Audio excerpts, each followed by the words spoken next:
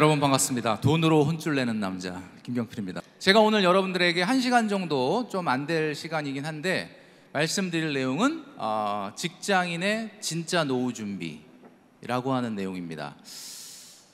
여러분들 어떻게 어제하고 오늘 좀 많이 참여하시면서 많은 이야기 들으셨죠? 예.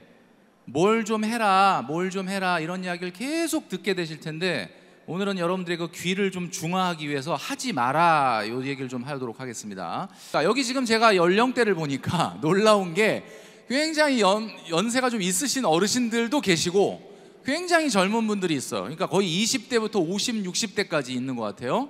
오늘 이야기는 모든 세대를 아우르는 이야기다라고 보시면 될 것 같습니다. 자, 인생은 3권의 문제집이라고 해요. 첫 번째 문제집이 성장기, 다 풀었죠? 두 번째 문제집 활동기, 지금 이거 풀고 있는 거예요. 그런데 우리 머릿속에 가끔 가다가 생각이 나는 게 근데 두 번째 문제집은 그렇고 세 번째 문제집이 걱정이다. 근데 여러분 너무 걱정 안 하셔도 돼요. 두 번째 문제집이 굉장히 시간이 많이 늘어났어요. 그래서 여러분 오늘 첫 번째로 여러분들에게 말씀드리고 싶은 메시지는 뭐냐면, 여기 어르신들 많이 계시는데 50, 60에 은퇴 안 된다 라는 거예요. 지금 대한민국은 100세 시대라고 하는데 여러분 이 100세 시대라는 말 하도 많이 귀에 피가 나도록 들어가지고 잘 못 느끼겠다. 여기 90년대생분들 있죠? 90년대생분들이 평균 기대 여명이 96세입니다 무슨 얘기냐? 특별히 안 건강해도 96세를 사는 거예요. 조금 운 나빠서 더 건강해버리면 100세가 그냥 넘어갑니다. 자, 그러면 지금 얼마 전에 있었던 조사에 의하면 우리나라는 근로희망 연령이 73.3세라는 얘기가 있었어요. 자, 이제 내가 직장생활 한 20년 했으니까 회사에서 꺾어졌다, 뭔가 나도 이제 좀 고참이다, 이 나이에 내가 하리, 이런 마인드로 살면 안 된다는 거예요. 경제활동기간이 40년은 된다라는 거죠. 자, 노후기 이렇게 돼 있습니다. 자, 여기서 여러분들이 기억해야 되는 건 뭐냐? 활동기라고 하는 두 번째 문제집을 여러분들이 풀고 있는데 세 번째 문제집이 너무 고민이야. 그래갖고 오늘 이 자리에 오신 거예요. 고민하지 마라. 두 번째 문제집을 잘 풀면 세 번째 문제집은 저절로 풀려요. 그러니까 무슨 얘기냐면 두 번째 문제집이 지금 너무 안 풀려. 그래서 세 번째 문제집이 걱정이다. 걱정하실 필요 없습니다. 두 번째 문제집 안 풀리면 세 번째 문제집은 자동으로 안 풀립니다. 두 번째 문제집에 집중하시기 바랍니다. 자, 여러분, 재테크는 여러분들 노후를 도와줄 수 있습니다만 거들 뿐 그게 메인은 아니에요. 여러분 잘 보시면 아시겠지만 절대로 재테크 성공해서 노후 준비가 되는 건 아니다. 제가 뒤에 어떤 이야기를 할지 여러분 잘 주목을 해주시기 바랍니다. 자, 개미하고 배짱이, 많이 들어본 얘기입니다.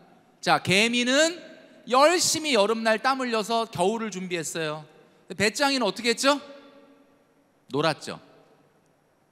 이 이야기에서 개미는 굉장히 좀 선한 캐릭터로 나오고 배짱이는 정말 게으르게 말이야, 일도 안 하고 말이야, 뭐 이런 걸로 나와요. 그런데 요즘 개미가 열심히 일하느냐? 주식만 합니다. 일을 안 해. 제가 봤을 때 개미하고 배짱이, 자, 개미는 왜 겨울을 준비했을까요? 잘 생각해 보세요. 겨울에는 먹이를 구할 수 없다는 것을 너무나 정확하게 알고 있었다는 거죠. 참 개미가 곤충이고 미물이라고 생각했는데 자기 앞에 인생에 겨울이 온다는 걸 정확하게 알고 있었다. 자, 배짱이는 그러면 왜 놀았을까? 배짱이는 제가 찾아보니까 여치과에 속하는 곤충인데 한해살이 곤충이에요. 겨울에 어차피 안 살아. 가을 되면 알 낳고 죽고 알로 동면을 한 다음에 봄에 태어나서 여름날 살다가 가을에 죽는 곤충이에요. 무슨 이야기냐? 배짱이가 개미처럼 열심히 먹이를 모으지 않았던 이유는 그 인생에 겨울이 없기 때문이다. 개미도 배짱이도 자기 라이프 스타일을 정확하게 알고 대비를 한 거예요. 근데 제가 지금 뭐라고 말씀드렸냐면, 아까 제가 100세 시대인데 경제활동이 70세까지는 무조건 이루어져야 됩니다 그랬더니 다들 뭐야 이러면 나 그거 안 하려고 여기 온 건데. 개미하고 배짱이도 아는 자기의 라이프 스타일을 우리의 라이프 스타일을 모른다? 노후 준비가 안 되는 거죠. 여러분 이걸 꼭 기억을 하셔야 됩니다. 세상이 바뀌었다는 걸. 제가 두 번째로 메시지를 드리고 싶은 거는 주식하지 말아라입니다. 자, 이게 무슨 재테크 박람회 왔는데 주식하지, 지금 오늘 하고 내일 막 주식에 대해서 막 미국 주식 ETF 비트코인 막 이런 얘기를 듣고 있는데 주식하지 마라, 이게 무슨 소리냐. 제가 주식하지 말라고 하는 이유는 딱 한 가지입니다. 어차피 주식하지 말라 그래도 할 거죠? 예, 고개 끄덕끄덕. 예. 그러니까 내가 어차피 하지 말라 그래도 할 거잖아. 근데 중요한 건 뭐냐, 제가 하지 말라고 해도 어차피 너는 그렇게 떠들어라, 나는 다 생각이 있다 라고 하시는 분은 하셔도 돼요. 그건 무슨 얘기냐면, 잘 보세요. 여러분 투자의 판단이 여러분 마음속에서 생각에서 나와서 결정한 거예요. 그러면 하셔도 된다는 거예요. 근데 최근 가만히 있었는데 친구가 와서 엔비디아가 어떻다느니, 알테오젠이 어떻다느니, 에코프로비엠이 어떻다느니, 비트코인이 어떻다느니. 야, 너 비트코인 있어? 비트코인이 없네. 집에 비트밖에 없어. 1+1이라고 그래갖고 막 잔뜩 사놨더니. 그러니까 여러분, 그러면 내 마음속에 마음이 불안해지는 거죠. 공포감이 생기는 거죠. 그러니까 2022년도에 주식 사셨어요? 안 샀죠? 2023년도에 주식 사셨어요? 안 샀죠? 2024년도 상반기에 사셨어요? 안 샀죠? 근데 이제 와서 도저히 불안해서 안 되겠다, 주변에서 하도 미국 주식 얘기를 하고 비트코인 얘기, 지금이라도 들어가야 되겠다 라고 들어가려고 하는 분 보고 하지 말라는 뜻이에요. 2022년도에 주식을 샀다면 천하무적이야. 2022년도가 좀 바닥이었는데 그때 미국 주식을 샀는데 지금까지 붙잡고 버티고 있다. 그럼 어떻게 되는 거야? 그럼 뭐 끝난 거죠. 뭐 지금 먹은 게 많잖아. 앞으로 더 갈지 좀 조정이 올지 모르겠지만 조정이 와도 내 수익에 데미지가 없어. 근데 제가 지금 말씀드리는 건 뭐냐면, 자, 2021년도에 제가 썼던 칼럼이에요. 날짜 보이시죠? 날짜 2021년 1월 1일 날 썼네. 뭐라고 썼느냐, 새해 투자 손실 위험 안 하는 손해가 더 크다, 요런 칼럼을 썼어요 제가. 그럼 그 얘기는 무슨 얘기냐면, 그때는 무조건 주식의 지읒자도 몰라도 무조건 주식시장에 숟가락을 얹어라. 2021년도에는 제가 전 국민을 대상으로 2021년 1월 1일 날 주식을 제발 올해는 꼭 하세요라고 얘기했다는 거예요. 여러분 기억하실런지 모르겠는데 2021년도가 어떤 한 해예요? 미국이든 우리나라든 인류 역사상 주가가 가장 많이 오른 한 해야. 제가 2021년도에 주식하라 그랬잖아요. 그러니까 2021년도에 그때는 주식하라고 했는데 지금은 주식하지 말라 그러니까 저 사람이, 그러니까 그때는 주식이 오를 것 같아서 하라 그랬는데 지금은 주식이 좀 이따 조정을 좀 세게 받을 모양이구나, 그 뜻이 아니에요. 난 모르겠어. 주식이 더 갈지 뭐 조정을 받을지 난 모르겠어 솔직히. 이때도 그냥 얻어 걸려서 맞춘 거야. 경제가 예측이 가능합니까? 저 때 제가 그런 이야기를 했는데 반대로 주가가 맛이 갔다 그러면 난 이 자리에 없겠지만, 문제는 어쨌든 아니야, 뭐 틀려도 뭐 계속 나오더라 보니까. 뭐 10년 내내 뭐 폭락이라고 얘기했던 분도 뭐 그지, 뭐 부동산 맨날 10년 내내 폭락 그런 그분들도 잘 돌아다니던데, 하여튼 어쨌든 간에 제가 봤을 때는 지금 제가 여러분들에게 노후 얘기를 하고 있잖아요. 노후 얘기를 한다는 건 무슨 얘기냐면, 노후는 수익률이 아니에요. 잘 생각해 보세요.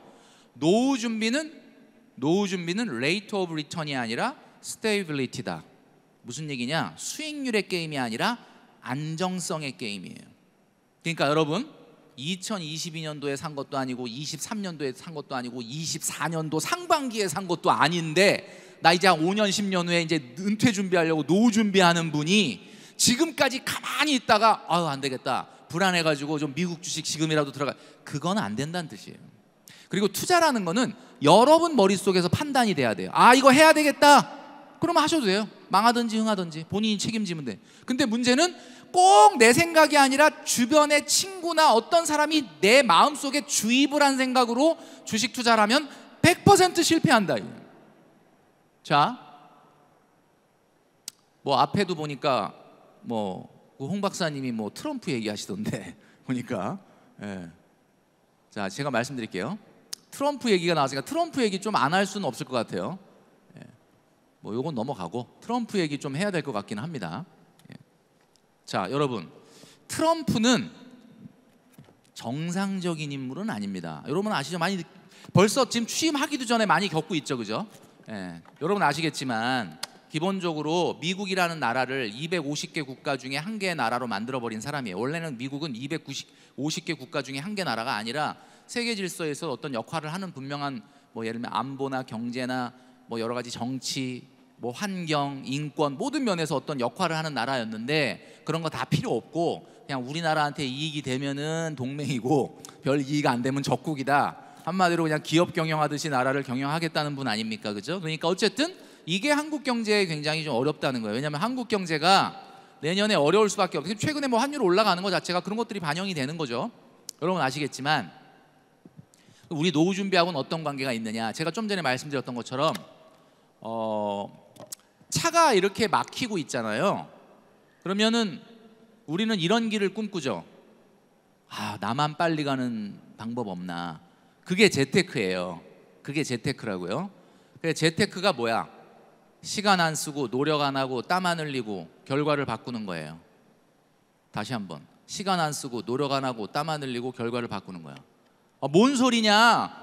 내가 그 미국 주식 보려고 맨날 새벽에 일어나는데 얼마나 힘든데 왜 시간 안 쓰고 노력 안 하고 땀 안 흘린다고 얘기하느냐? 나도 엄청 시간 쓰고 노력하고 땀 흘리고 있다. 물론 이렇게 얘기하실 수는 있겠지만 기본적으로 마인드가 그거예요. 여러분들 혹시 여러분 주변에 지금 최근 여러분에게 어떤 주식 사라, 어떤 주식 지금이 가장 쌀 때다, 그렇게 오르고 올랐는데도 지금이 제일 싸다 라고 부추기는 사람이 있다면, 아, 내가 그 사람이라고? 만약에 그런 사람이 주변에 있다면 그 사람은 주식 언제 샀는지 확인해 보세요. 한 10년 전에 샀을까? 아닐걸요? 그분도 굉장히 최근에 샀어. 무슨 얘기야? 재테크는 시간 안 쓰고 노력 안 하고 땀 안 흘리고 결과를 바꾸려고 하는 거야. 만약에 여러분이 자녀가 있다면 시간 안 쓰고 노력 안 하고 땀 안 흘리고 결과를 바꾸는 기술을 가르칠 겁니까? 잘 생각해 보세요. 저는 안 가르칩니다. 만약에 그런 기술이 있지도 않지만 만약에 있다 그래도 안 가르쳐. 왜? 내가 시간 안 쓰고 노력 안 하고 땀 안 흘리고 어떤 결과를 바꿔본 경험을 어린 나이에 하게 되면 그 인생은 힘들어지는 거죠. 지금은요, 2025년도를 맞이하는 지금은 아무것도 안 하는 게 저는 최고의 재테크라고 말씀드리고 싶은데, 노후는 재테크로 승부가 나는 게 아니기 때문에 재테크는 노후 수단이 아니다라는 걸 말씀드리려고 하는 거예요. 이런 일은 없습니다. 날로 먹으려고 하지 말라. 그래도 우리가 재테크 박람회 왔으니까 그래도 뭐 노후 준비가 재테크 하나 잘해가지고 노후 준비가 풀릴 거라는 착각을 하시는 분은 여기 없죠.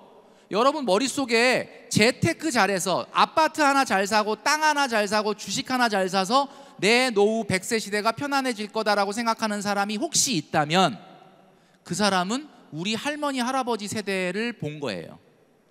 할머니 할아버지 세대 때는 어디 땅 하나 잘 사놓고 어디 뭐 하나 잘 묻어놓으면 진짜 노후가 풀린 것을 본 경험이 있는 거야. 이제 앞으로 그런 일 없어요. 재테크는 거들 뿐. 물론 도움이 안 된다는 뜻은 아닙니다. 뭐 재테크 잘하면 도움은 좀 되죠. 근데 중요한 건 뭔지 알아요? 그게 메인이 아니라는 거예요. 그게 절대로 메인이 아니라는 거예요.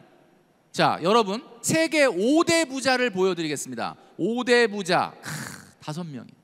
물론 순서는 요즘 최근에 좀 바뀌었다는 얘기가 있는데 하여튼 뭐 그건 모르겠고, 하여튼 일단 5대 부자야. 이들 중에서 혹시 주식을 재테크로 해가지고 부자 된 사람 있어요?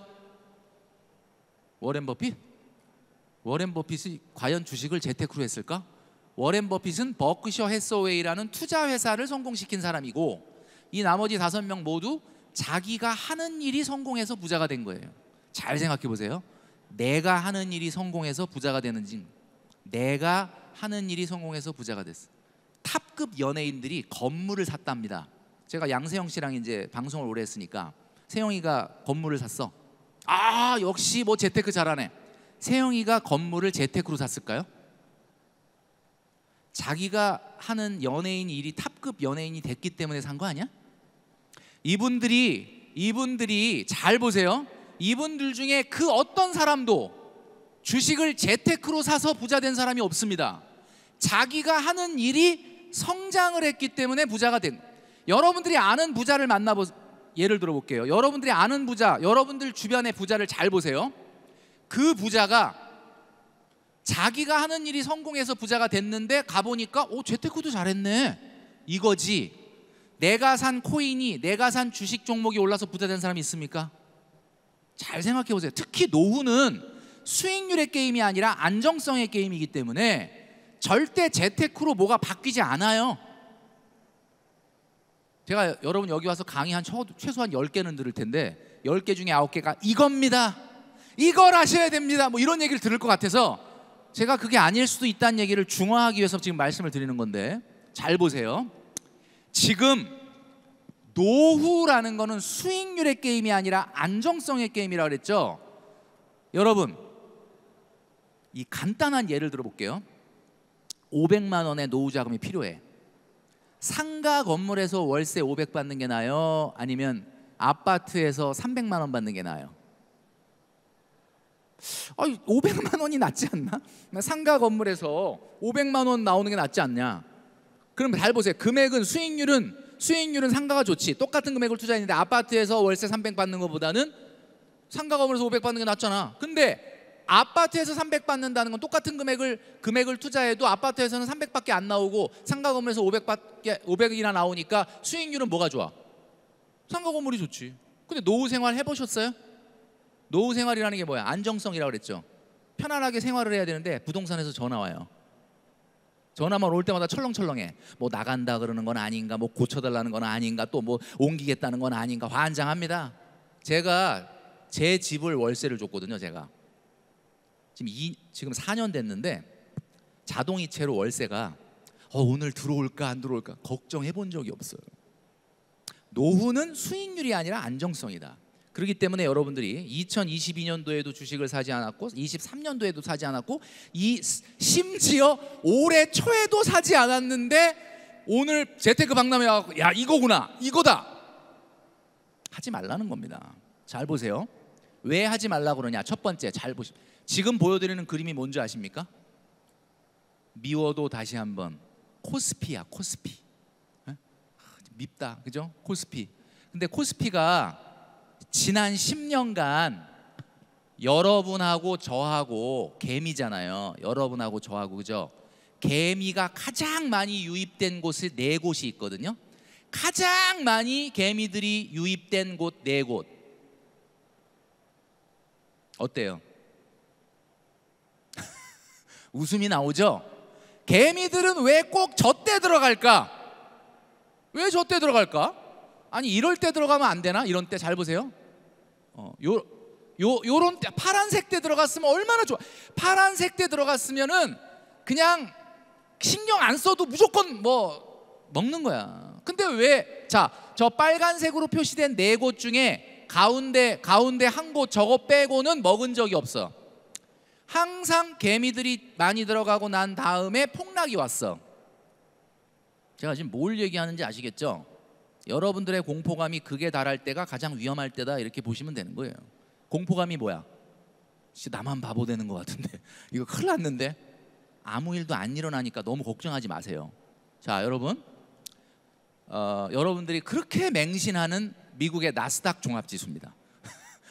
거의 맹신이야. 거의 신앙이야. 2030들만 하면 신앙이야. 자, 나스닥 종합지수. 자, 역사가 지금 몇 년을 보여드리고 있냐면 50년을 보여주고, 진짜 미쳤네. 그냥 뭐 기가 막히게 올라갔죠. 자, 그런데 지금으로부터 24년 전에, 여러분은 전혀 태어나지도 않았으니까 기억도 못하겠지, 갑자기 요럴 때가 있었어요. 요럴 때. 요거 뭐예요? 요거 갑자기 희한하죠? 4698이었는데 갑자기 1년 반 만에 70%가 하락을 했어요. 지수가 70% 하락했다는 얘기는 종목은 90% 하락한 것도 있다는 뜻이에요. 그럼 여러분 잘 생각해 보세요. 여러분이 어디다 투자를 했는데 그게 1, 2년 만에 90%가 날아갔다. 잠 잘 수 있어요? 생활할 수 있어요?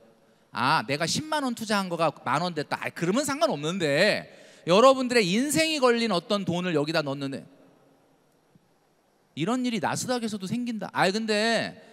근데 강사님, 그거는 그렇다 그래도 지금 그 이후에 그냥 미친 듯이 올랐으니까 어차피 붙잡고 버티면 다 회복된 거 아니야. 회복됐을까요? 자, 보세요. 요 4698이 언제 회복됐나 제가 보니까 4600대로 진입된 게 15년 걸렸어. 15년을 붙잡고 버틸 수 있는 사람이 있을까? 근데 제가 봤을 때는 이게 중간에 인플레이션이 있기 때문에 실질 가치로는 회복된 게 20년 걸려요. 2020년에나 화폐 가치로 회복이 됩니다. 이런 게 생기는 게 주식시장이에요. 그러면 잘 보세요. 위에가 미국 나스닥 지수죠. 밑에가 뭐예요? 미국 GDP 총량 지수야. 지수가 아니지. GDP 총량. 잘 보시면 50년 동안 미국의 나스닥 종합지수하고 미국의 GDP 성장을 보여드릴게요. 큰 그림으로 보면 그냥 우상향인데, 잘 보시면 밑에 기울기를 잘 봐주세요. 기울기 제 빨간색으로 그렸죠?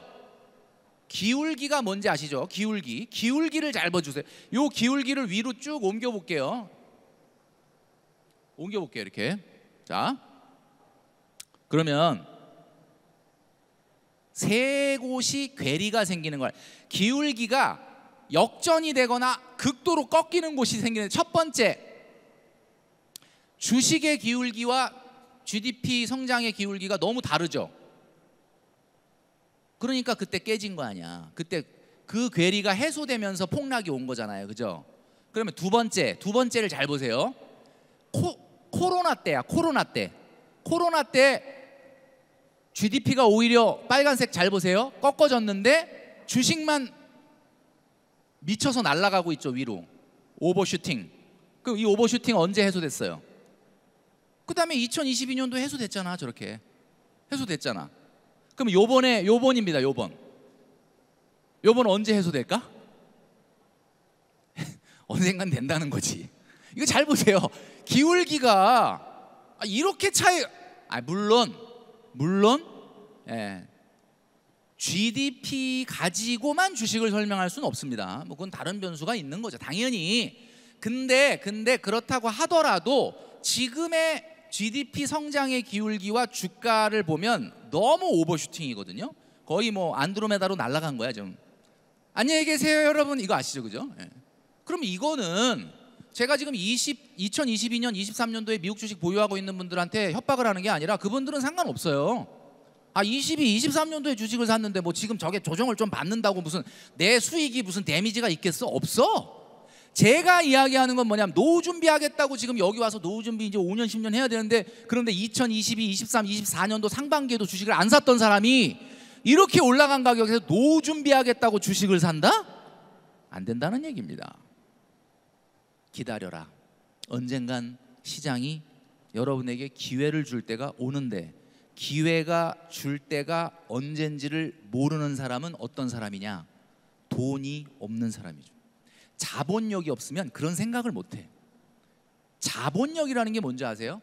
내가 1억이 있어. 근데 1억이 전세금으로 들어가 있어. 그런 거는 여유자금이 아니지.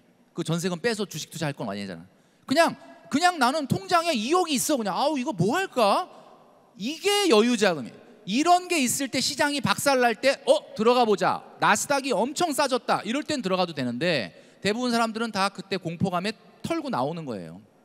자, 그 다음에 세 번째가 경기 침체의 위험인데, 요거는 여러분 혹시 이거 다 띄워놓고 사진 찍으실 분은 찍으세요. 여기까지 하고 혹시 찍으실 분 잘 보세요. 미국의 기준금리의 변화와 그 다음에 여기 지금 보면 회색 보이죠? 회색 막대기. 요 회색 막대기가 언제냐면 요게 미국의 경기 침체가 왔을 때를 표시한 거예요. 그래서 잘 보시면 저 빨간색으로 그 그래프를 그려놓은 거는 빨간색은 미국이 금리를 300bp 이상 갑자기 올린 때를 표시한 거예요. 지난 50년간 몇 번이었냐면 6번. 요번에 올린 게 요거예요. 그죠? 요번에 올린 거. 요번에 올리다가 이제 좀 2번 내렸죠. 3번 내렸죠. 내렸죠 지금 요거예요. 보이시죠? 그러면 공통적인 특징이 하나 있는 게 뭐냐면 미국이 금리를 엄청 세게 올리고 난 다음에 조금 있다가 꼭 무슨 크라이시스가 생긴다는 거예요. 아시겠죠? 왜 그럴까? 그냥 머릿속으로 단순하게 생각을 해볼게요. 금리를 세게 올린다는 거는 미국한테 좋아요, 나빠요? 갑자기 우리나라 돈의 가치가 달러 값이 막 엄청 올라가. 여러분들이 미국 사람인데 달러가 가치 있어지면 좋아, 나빠? 좋지. 내가 달러 갖고 있는데 막 세계적으로 달러가 막 가치가 있어진다 그러면 좋죠. 미국 경제가 갑자기 좋아집니다. 왜? 달러가 가치 있어진다는 건 무슨 뜻이야? 외국에서 미국이 뭔가를 물건을 사올 때 굉장히 싸게 사올 수 있다는 거야. 우리는 지금 반대야. 우리나라는 원화 가치가 떨어지니까 달러가 비싸지니까 외국에서 에너지를 사오고 뭘 사올 때 비싸게 사오니까 지금 물가가 안 잡히는 거예요. 물론 여러분들이 나가서 시장 가서 뉴스에서 맨날 나오는 물가 상승률이 뭐 많이 떨어졌다, 지금 1%대다 이런 얘기, 그거는 물가가 낮다는 게 아니라 물가 상승률이 낮아졌다는, 물가가 낮다는 게 아니라 물가 상승률이 낮아졌다는. 물가 상승률이 뭐야? 전교 500등 하던 애가 공부 좀만 하면 전교 200등으로 올라가지만 전교 5등, 6등 하는 애는 공부해도 안 올라가잖아요. 이제 우리가 물가가 이제는 더 이상 올라가진 않는다는 얘기인데 이미 물가가 너무 높아. 미국이 그렇게 저렇게 갑자기 금리를 올리게 되면 여러분, 미국만 좋고 다른 나라는 다 힘들어지는 거예요. 근데 미국이 혼자 살 수 있는 나라가 아니잖아요. 미국 혼자만 좋고 다른 나라가 어려워지면, 경제가 어려워지면 2년 3년 시차를 두고 미국한테 부메랑으로 날라와서 그동안의 경기 침체를 겪었던 거거든요. 그렇다면 지금 이번 금리 인상과 더불어서 그 이후의 경기 침체 정확하게 예측하기는 어려우나 반드시 옵니다. 그러니까 제가 지금 자산 가격이 너무 오버슈팅 되어 있을 때 경기 침체를 맞으면은 이게 자산 가격이 충격이 크기 때문에 안정성을 더 위주로 해야 한 노후 준비에서는 급격한 위험 자산으로의 편입은 안 된다라는 걸 말씀드리는 겁니다. 지금 여기 어르신들 많이 계시는데 어르신들 고민이 뭐냐면 집 하나 있는 거야. 요거를 갖다가 주택연금으로 노후 생활을 할지 아니면 팔고 어디 전세를 가서 좀 그걸 다운사이징을 할지, 아니면 또 자녀들은 또 그 집 보면서 나중에 엄마 무슨 소리야 그거 물려줘야 돼 뭐 이러고 있고 막 헷갈리는 거야 지금. 자 여러분, 지금 대한민국 경제에 여기 젊은 분들도 언젠가는 노후에 은퇴를 하게 될 텐데 가장 중요한 게 뭐냐, 변하지 않는 게 하나 있는데 그게 바로 양극화라는 겁니다. 양극화가 경제학자들이 막 몇 년 전까지만 해도 연구했거든요. 이게 뭐 어떻게 될 거냐 뭐 이런 연구했는데 지금 연구 안 해. 이제 왜 안 하는 줄 아세요? 변수가 아니라 상수가 됐어. 무조건 되는 거야 이제 양극화가. 근데 중요한 건 뭐냐, 양극화가 뭔지를 이해를 해야 돼요. 여러분, 양극화를 정확하게 설명하기가 어렵죠. 그래서 제가 오늘 여러분들한테 딱 한마디로 정의해 드릴게요. 양극화, 그러면 아마 절대 안 까먹을 거야. 양극화란 서울과 창원의 집값 차이, 이게 양극화예요. 이해돼요? 서울과 창원의 집값 차이, 이게 양극화야. 주식으로 얘기하면 엔비디아와 SK텔레콤의 주가 차이. 자 그러면 이게 벌어질까 좁아질까? 이거 잘 생각해 보세요. 벌어질까 좁아질까? 자 여기 보면 벌어지기도 하고 좁아지기도, 확대됐다가 축소됐다가 확대됐다 축소됐다를 반복을 하는데, 자 지금 서울과 창원의 집값 차이는 벌어져요 좁아져요? 대답 좀 해주세요. 벌어져요 좁아져요? 최근에 벌어졌죠. 왜냐하면 올해 상반기에 서울이 좀 올랐기 때문에. 그럼 그 얘기는 무슨 얘기야? 지금 경기가 어디 있다는 뜻이야? 하락 구간에 있다는 거지. 그럼 언젠가 경기가 좋아지면 서울과 창원의 집값은 진짜 좁아질까? 좁아집니다. 2021년도를 잘 생각해 보세요. 2021년 기억도 안 나죠? 어제 점심 뭐 먹었어요? 그것도 기억 안 나지? 2021년도를 코로나 마스크 쓰고 있었잖아. 근데 그때가 우리나라가 경기가 상승이었고, 상승. 그날 우리나라가 경기가 2021년도가 뜨거웠단 말이에요. 왜 뜨거웠지? 지금 금리가, 기준금리가 3.0%인데 그 당시에 우리나라의 기준금리가 0.5야. 와 미쳤다. 주담대 이자율이 1%야. 그 다음에 나라에서 돈 안 줬어요? 나가서 좀 쓰라고? 그다음에 기업들은 소비 폭발할 거라고 예상해가지고 막 공장 짓고 채용하고 투자하고 막 그때가 좋았지. 그때 창원이 올랐어, 서울이 올랐어? 서울은 아파트 매매 지수가 2021년도 5%, 서울을 제외한 지방과 전국은 12%가 올랐어. 여러분, 지금 어르신들 볼 때 내가 자산을 움직일 때는 그때가 경기가 확장인지 수축인지는 보고 움직여야 돼요.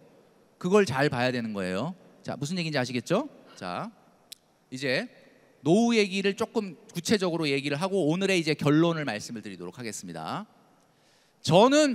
여러분, 저는 이제 직장 생활을 10년 정도 했거든요. 그리고 이제 그때 은퇴를 한 거예요.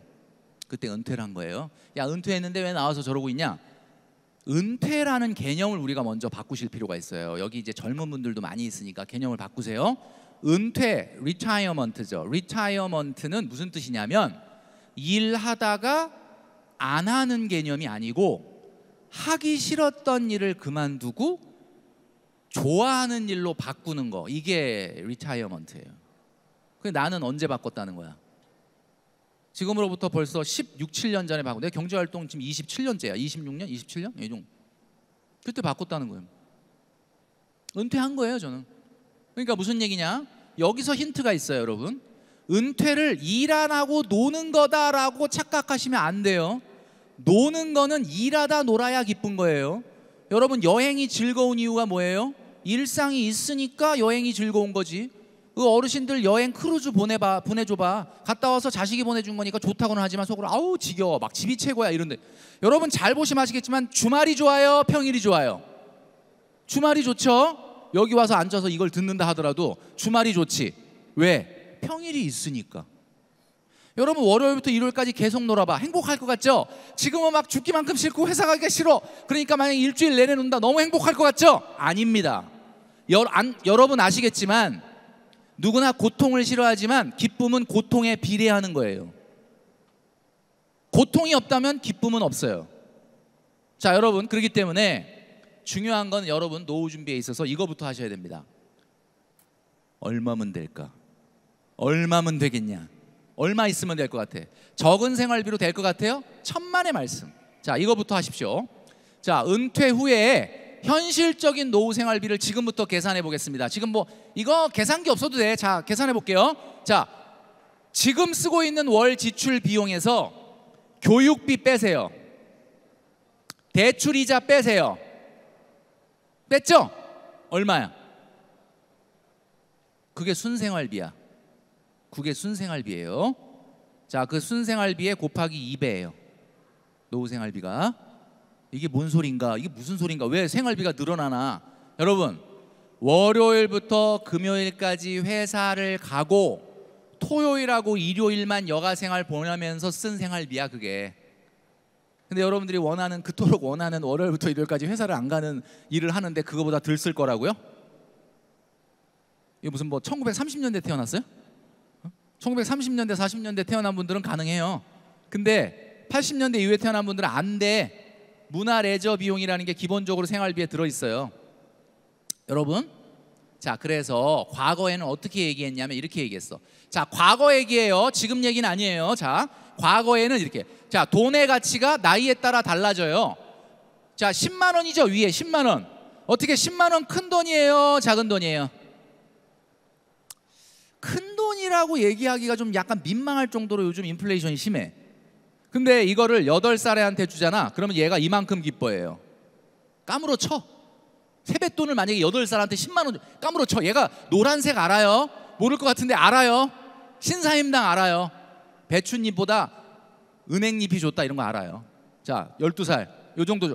뭔가 얘가 아까 8살보다 좀 덜 좋아하네. 대학생 조카한테 주면은 좋아하기는 하는데 8살 애보다는 안 좋아해. 이게 무슨 뜻이야? 돈이 똑같은 돈인데도 가치가 나이에 따라 달라진다는 거야. 가장 돈의 가치가 낮을 때가 30, 40대야. 여기 30, 40대 많죠? 지금 뭐 10만 원, 그러니까 10만 원 있어도 살고 없어도 이거야. 자, 그런데 다시 나이를 먹으면서 내가 은퇴할 때쯤이면 어떻게 되느냐? 와, 70 먹은 우리 부모님한테 10만 원 주면 8살 먹은 애보다 더 좋아하는 거야. 그래서 옛날에는 이렇게 하라 그랬어. 이렇게 돈 가치가 없을 때 저축해서 돈 가치 있을 때 꺼내 써라. 그래, 이때 세이브해서 이때 스펜드 하자. 요게 옛날에는 통했어. 이게 옛날 얘기예요. 지금 안 통해요. 이게 왜? 여러분들이 나중에 3, 40대 때 이렇게 돈 가치가 없을 때 세이브 해가지고 연금 같은 게 그런 거잖아요.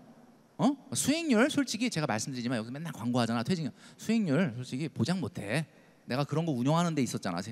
그거 뭐 여러분들의 돈을 싹 받아가지고 막 우리 고객님의 돈 그렇게 못해요.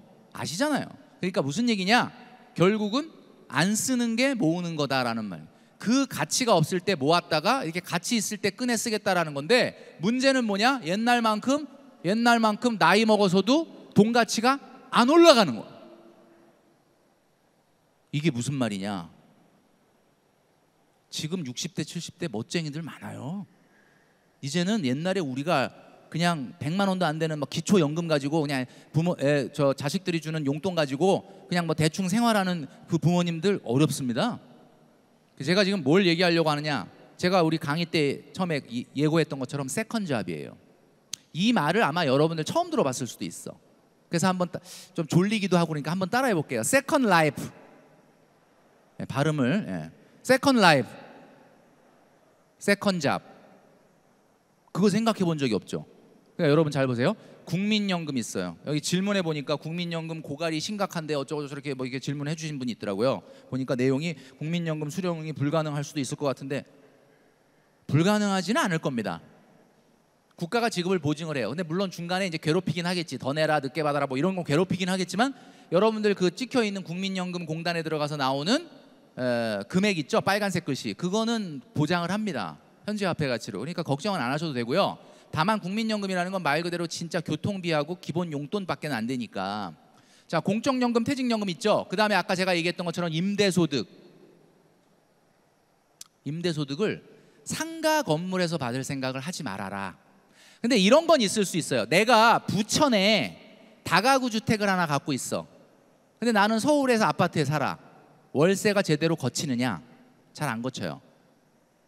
잘 안 거칩니다. 막 속색이에요. 근데 이런 거 있지. 여러분 상가주택 중에서도 보면 밑에 상가가 있고 위에 다가구 주택이 한 5가구, 6가구 있고 맨 위에 주인집이 사는 집 있잖아. 그런 건 괜찮아. 주인이 위에 딱 버티고 있으면 왔다 갔다 하다가 만나면 인사하면 야 월세 안 넣었던데 왜 안 넣어? 막 이렇게 되면 그건 좀 괜찮아.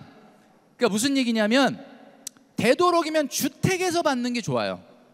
주택에서. 자, 그러면 이제 제가 노후에 여러분들의 노후 준비에 가장 중요한 것 중에 가장 키포인트를 지금 말씀드리고 있는 건데, 한 곳에서 돈이 나오게 하면 안 된다라는 얘기를 하는 거예요. 지금 파이프라인이 5개는 돼야 돼요. 자, 몇 개가 돼야 된다고요? 리액션 고장? 자, 몇 개가 돼야 돼요? 5개가 돼야 돼. 그러니까 어디 한 군데서 돈이 왕창 나오는 거가 중요한 게 아니야.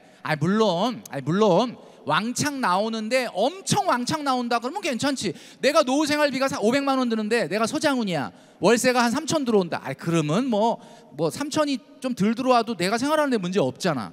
근데 그게 아니라고 한다면 여러분 중요한 거는 절대 한 곳에서 돈이 많이 나오게 하면 안 돼요. 공적연금, 퇴직연금, 임대소득. 근데 그 임대소득이 주택에서 나와야 돼. 그럼 주택에서 나오면 내가 2주택자가 돼야 된다는 뜻이냐? 아니잖아요. 저 보세요. 저 1주택자거든요. 근데 나는 월세 받아. 근데 이제 1주택자인데 내가 월세 받으려면 어떻게 해야 되냐면 1주택이 좋은 데 있으니까 월세 나오고 나는 어디로 가야 돼? 조금 이제 좀 외곽으로 가야 되겠지만 내가 뭐 나이 먹어가지고 돈이 있다면야 나도 그냥 강남에서 계속 살면 되지. 근데 이제 아니 그게 형편이 안 된다 그러면 조금만 외곽으로 나가주면은 그 차액만큼 주택에서 임대소득이 나온다. 제가 뭐라 그랬어요? 수익률이 중요한 게 아니라 여러 군데에서 스테이빌리티라고 그랬잖아. 안정적으로 스테이블하게 나오는 게 제일 중요한 거다. 그 다음에 여기에 하나 더 있는 게 이게 뭘 것 같아요? 이게 요거 하나 채워야 돼. 이게 뭐야? 요게 이제 아까 얘기했던 세컨 잡이에요. 그러니까 지금 여기 딱 보니까 어르신들 같은 경우는 이미 60세, 65세가 넘은 분들이 있어. 그럼 그분들한테는 조금 사실은 너무 늦은 거 아닌가? 늦었다고 생각할 때가 뭐라 그러죠? 진짜 늦은 거죠. 근데 맞아요. 그 말은 늦은 건 맞는데, 늦었다라는 걸 깨달았다는 건, 인생은 늦었다고 생각할 때가 늦은 건 맞지만 그걸 인식했다는 것 자체는 그때라도 시작하면 나중에 지나면 그래도 그게 늦지 않았구나. 인생은 그런 거예요. 자, 여기 근데 이 30, 40대 분들 잘 들으세요. 지금 내가 오늘 왜 이 얘기를 듣게 됐느냐를 잘 생각해 보시면, 여러분들은 은퇴까지 15년, 1차 은퇴까지 회사에서 여러분들에게 보장하는 정년 때까지 10년, 15년이 남았잖아. 뭘 준비하라는 거예요? 세컨 잡을 준비하라는 거예요. 제가 아까 얘기했죠. 자산은, 여러분 말씀드릴게요. 자산은 절대 여러분의 안정적인 노후를 책임져 주지 못합니다. 자산보다는 소득이죠. 근데 그 소득을 딱 얘기하면 갑자기 가슴이 아픈 거야. 왜냐하면 내가 지금 나가서 회사에서 돈 버는 것도 너무 힘든데 이거를 또 하라는 거냐? 제가 아까 얘기했잖아요. 여러분들이 하고 싶지 않았던 일에서 하고 싶었던 일로 바꾸는 게 리타이어먼트라 했으니까 하고 싶은 일을 해야 돼. 자, 뭐 운동 배우고, 그거는 하고 싶은 일이 아니에요. 그거는, 자, 잘 보세요. 내 필요를 해결하는 거는 돈이 안 돼. 다른 사람의 필요를 해결해 줘야 돼. 내가 잘하고 싶고, 잘할 수 있고, 행복할 수 있고, 정말 내가 좋아하는 일이 있다. 그 좋아하는 일의 특징이 뭐예요? 돈이 안 된다는 특징이 있어요. 잘 보세요. 좋아하는 일 찾으면 있어. 있기는 있는, 내가 잘하고 좋아하고 이렇게 하는 게 있는데, 그게 특징이 돈이 안 된다는 거야. 돈이 됐으면 벌써 했지. 그거를 내가 잘하고 좋아하고 행복하는데 그게 돈이 된다 그러면 직장 안 다니고 그거 했지. 그러니까 여러분, 세컨 잡을 설계할 때 가장 중요한 게 뭔지 아세요? 세컨 잡을 설계할 때 가장 중요한 게, 돈 되는 일을 설정을 해놓고 거기다 나를 맞추는 컨셉으로 하시면 안 돼요. 앞으로 10년 15년 남았잖아요. 준비를 하셔야 되는데, 돈 되는 일을 설정을 해놓고 나를 거기다 맞추는 행동 그만하고 그냥 좋아하는 거에 집중하세요. 그 좋아하는 거를 집중을 해. 아직 시간 남았잖아. 10년 15년. 그 좋아하는 거를 강화시켜. 그러면 그게 나중에 돈이 될 수가 있어. 유튜브 세상에서는. 잘 보세요. 많은 분들이 요즘 내일 배움 카드로 뭘 하냐면 중장비 면허를 딴대. 왜 그러는 거예요?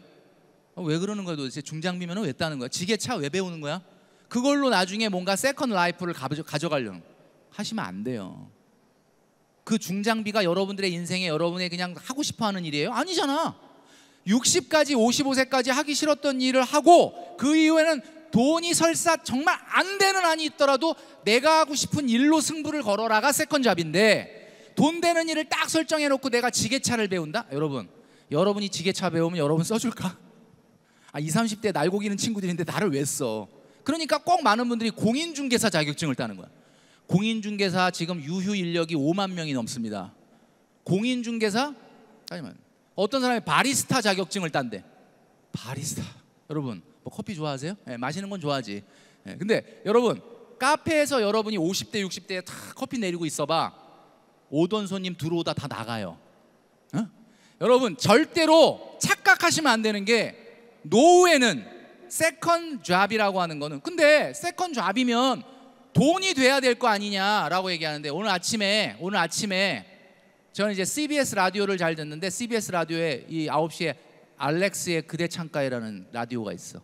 그거 들으시는 분 있죠?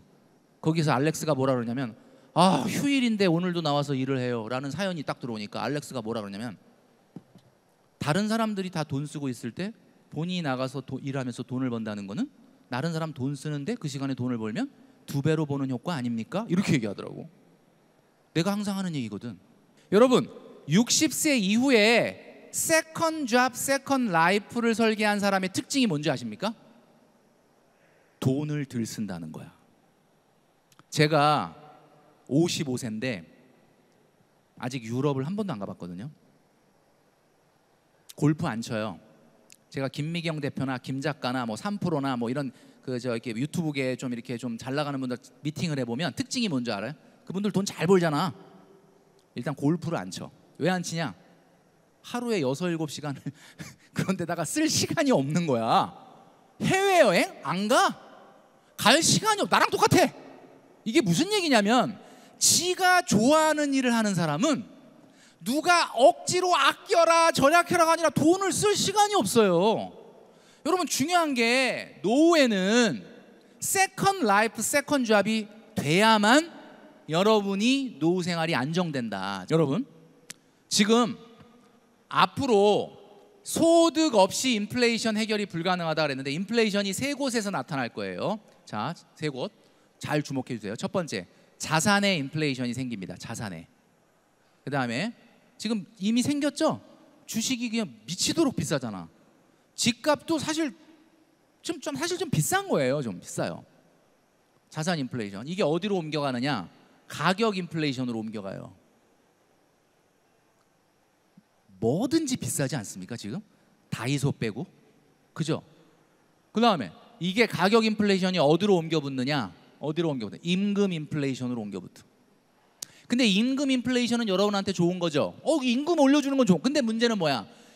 가격 다 물가 올라간 다음에 마지막에 올려주니까 이게 올려준 것 같은데 별로 효과가 없는 거야. 근데 임금 인플레이션이라는 게 있다는 얘기는 여러분들이 천년만년 직장을 다닌다 그러면 다행이겠지만 그게 안 되잖아요. 그러니까 어떻게 해야 돼? 자, 자산 인플레이션 어떻게 대비를 해야? 제가 아까 말씀드렸죠. 더 이상 아파트는 여러분들을 부자로 만들어주는 수단은 아닙니다. 그런데 인플레이션 방어 기능은 있어요. 그래서 아파트는 있어야 돼. 하나는. 이게 왜 그러냐면 대한민국은 안전자산이라는 게 없어. 존재하지 않거든. 원화라는 것 자체가 워낙 안전자산이 아니니까. 근데 아파트는 인플레이션을 방어하는 기능이 있어. 그러니까 아파트를 사서 부자가 되지는 못하지만 아파트 하나가 있으면 내가 막말로 얘기해서 내가 좀 힘들다, 궁핍하다, 그럼 어떻게 주택연금을 하든 아니면 렌트를 하고 나는 자연인으로 산속에 들어가든, 뭐 산속까지는 들어갈 수 없겠지만 그러면 나오는 거예요, 현금 흐름이. 이게 1아파트, 이게 중요하다는 거죠. 두 번째, 가격 인플레이션 방어를 하기 위해서는 뭘 해야 돼? 60세에 땡 정년, 여보 나 이제 내일부터 회사 안 가. 그렇게 가면은 감당이 안 되는 사회활동을 해야 돼. 제가 여기서 이걸 왜 경제활동이라고 안 하고 사회활동이라고 했느냐? 꼭 돈 안 벌어도 돼요.